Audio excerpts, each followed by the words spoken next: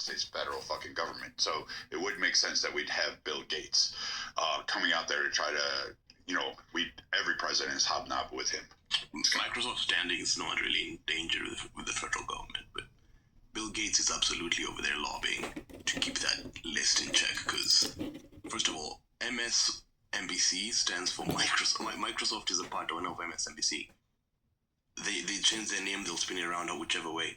My point is, Bill Gates has been actively lobbying. They've had 3-hour meetings twice. The last one happened last week. This is to show. This is my opinion that Bill Gates is actively lobbying to keep the list in check. And Trump's hook in there is the fact that he might be implicated because Bill Gates is not just a powerful man. He also has a news station. And he also has a kind of pull to where he can spin this around to where Trump is. If he tries to release the list, he's gonna go down with it. We all know he's in there. We all know all the Dems are in there. But I think they know that Trump is they're gonna pull Trump down with him. And I don't really understand why someone like Bill Gates would have 3-hour meetings. You saw when Trump went on Joe Rogan. Joe Rogan's episode with Trump, that was one of the longest episodes that they've had there. To think that they have 2 of those meetings with Bill Gates, not sure what all you're talking about with a guy like that, but I'm sure Epstein is very much generally on the topic. And releasing the list is not something they're going to do. But let's just be clear. I think Trump is in there. I think that's their hook. You think Bill Gates went to the president and said, you think he was begging Trump to not release the files? Possibly. I know a lot of people on Wall Street that are begging for that. We hear them all the time. There's even been Democrats, this is the stupid part. Democrats in the House are saying, oh, let's release this. No. You guys are actually plotting to not release it because you're going to fucking judges through your PAC committees and Democrat chills to try to block the release of it. So I'm confused. With the Democrats, they really don't want it released because they know that it's going to excoriate them. They know that they have players in it. You're going to have Soros in there? Let's not kid ourselves up. You've got Soros, and there is a lot of people that want to suck. They wanted access to that money. You've got, let me see, Kamala Harris, I believe, part of that inner ring. She's got some acquaintances in there because she was asking for money. California, you got Newsom. Oh, Nancy Pelosi. Let's not leave the queen of the big tits alone. Let's actually put her on display and say Nancy Pelosi is involved in Epstein as well, because you know damn well that woman is all a money horse. She went around and gathered money. She could whip her votes, but she could also collect money, and she was a good fundraiser. And she was his biggest fucking draw. She went there and begged. She did everything. I'm willing to bet you there's probably a video of Nancy Pelosi going to town on Epstein. I'm sure Maxwell has that somewhere in the office. It's the only reason she's probably alive is she's just I have tapes. I have proof of all of you guys. Don't fucking eliminate me. Otherwise, I release this shit.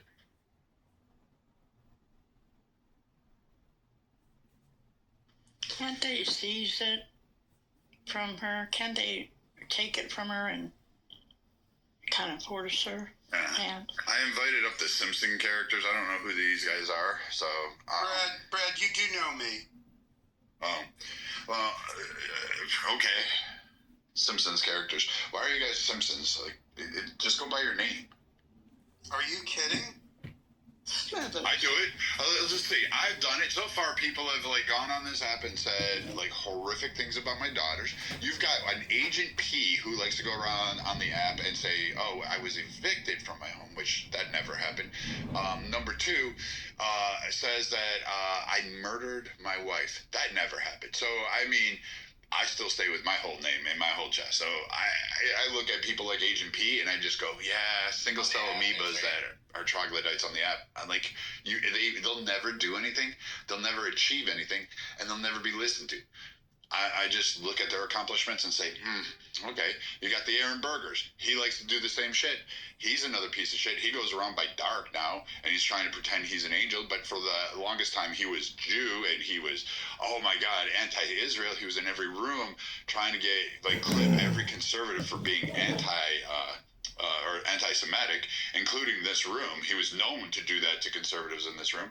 And he thought he would have a fun day until he got clipped, until he got exposed, until he got caught lying with his whole fucking chest. And then it turns out he's like fraudulent, working for fake climate change fucking bullshit. So there you go. And then he brags about how, he sat in front of a dais and was like, I'm changing the world.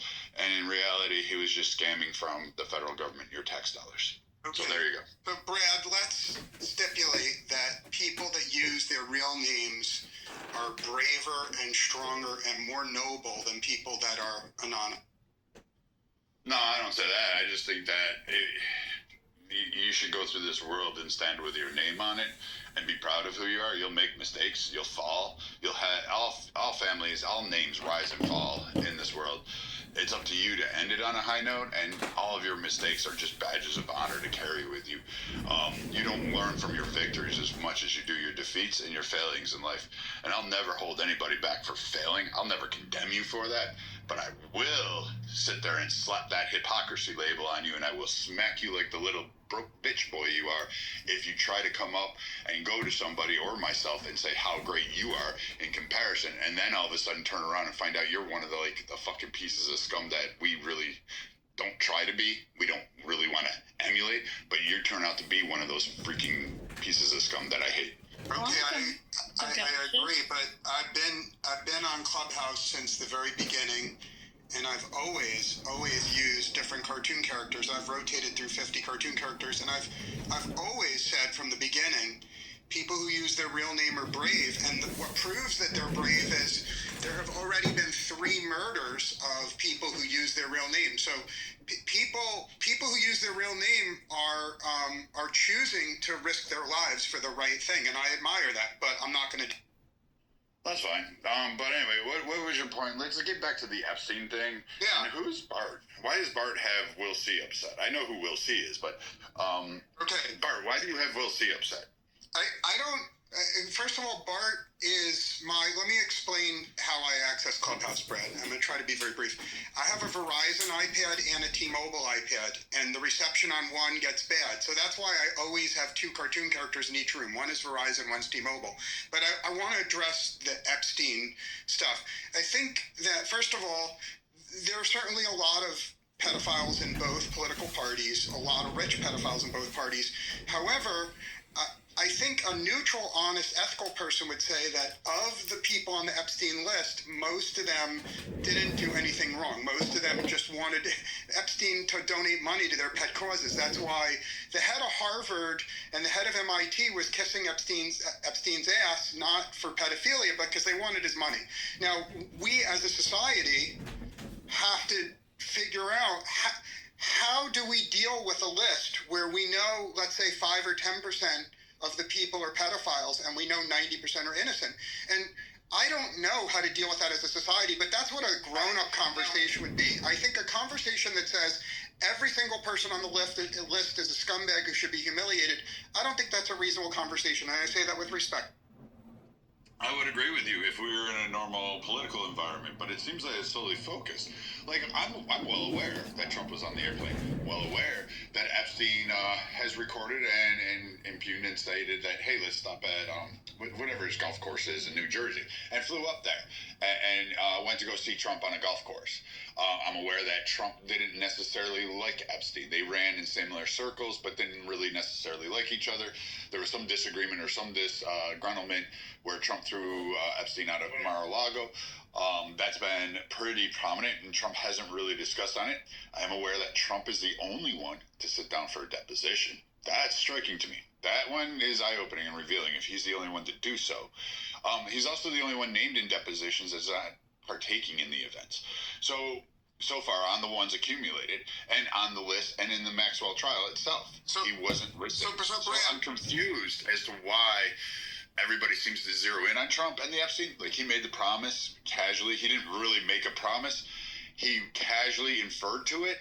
But even if he doesn't release the Epstein list, I mean, Brad, let me try to answer you very briefly, okay?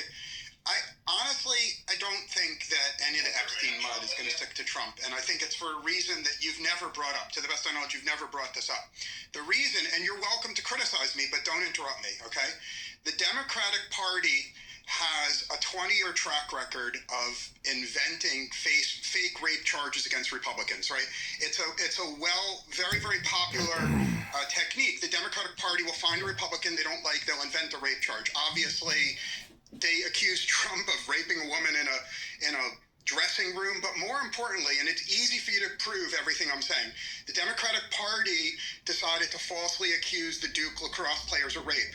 The Democratic district attorney knew they were innocent. He had ample evidence they were innocent, but he said, look, I'll get donations from rich Democrats if I prosecute these innocent people. So it has been absolutely proven that he knowingly prosecuted innocent little boys because they were Republicans and because it put money in his pocket. And then the final thing I'll say is you could Google a case called the Tawana Brawley case.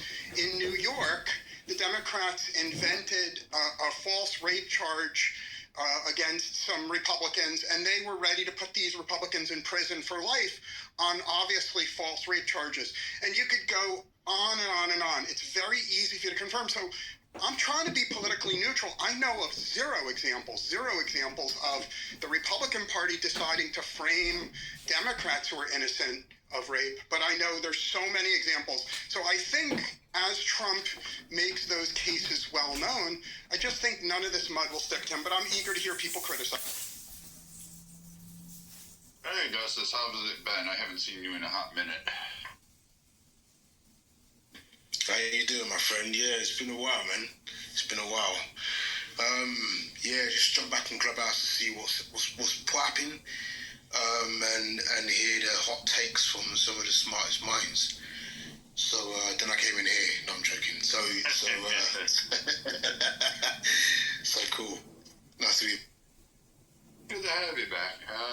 We've had a lot of old school, like Clubhouse season 1ers and 2ers come back, and it's been interesting to see them come back onto the app. It's fall, it's midterm time. People are probably trying to figure out what's really going on in the rooms. I heard on your side of the pond, it's getting pretty dicey and exciting over there. Dude, oh my god, like what the actual fuck, bro, like it's just insane. You know, I actually left